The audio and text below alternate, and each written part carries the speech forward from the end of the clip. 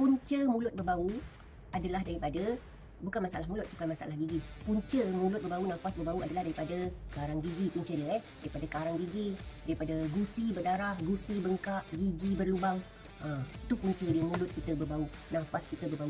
Pasal tak, kalau kita tengah bercakap-cakap dengan orang kan, mungkin orang tak tunjukkan kita, tapi mulut kita berbau, nafas kita berbau. Sebab saya pernah macam tu satu ketika dulu 2 tahun lepas.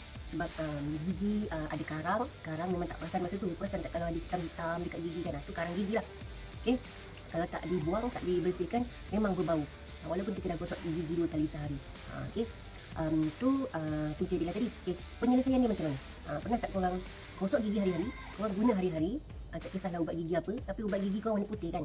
Warna putih tu, ubat gigi tu ada. Jadi Kak Leha jumpa Forever Living, ubat gigi Forever Living Bright Tooth Gel.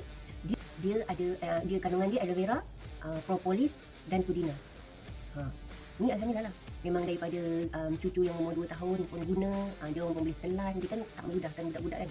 Jadi selamat untuk ditelan, jangan risau. Dia warna hijau.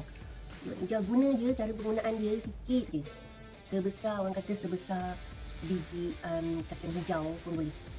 Sebesar biji jagung. Jimat je. Boleh penggunaan selama 3 bulan. Sangat jimat. Gigi lebih putih, lebih bersih, tak ada kekuningan. Yang merokok, orang yang merokok tu sangat bagus. Yalah, kalau merokok tu memang lagi berbau lah pernafasan dia kan. Okay, sangat elok. Jadi cuba try. Yang nak try boleh try. Setiap rumah semua orang gosok gigi kan.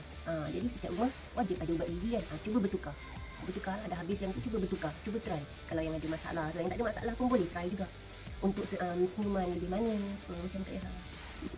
Kan? Okay, itu je nak bagi tahu. Okay, bye. Assalamualaikum.